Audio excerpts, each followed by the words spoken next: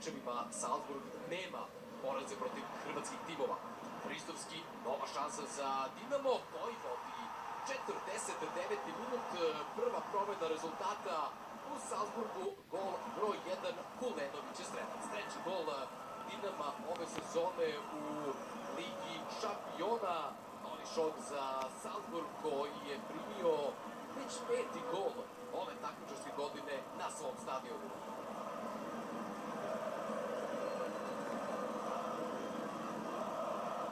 Traži pogledom prvi saradnik Bjelice,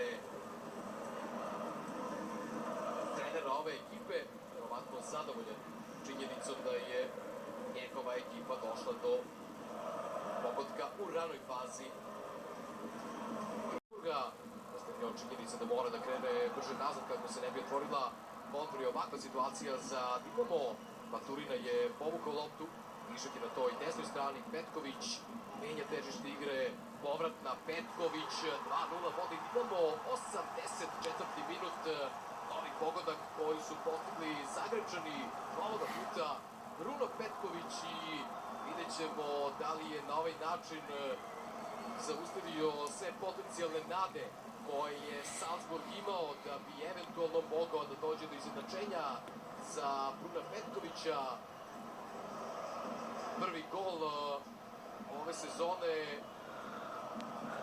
nakon jednog ozbiljno sušnog perioda dao je gol Bayernu iz Mićera, dakle drugi njegov u Ligi šampiona, a Salzburg prima 9. gol u sezoni.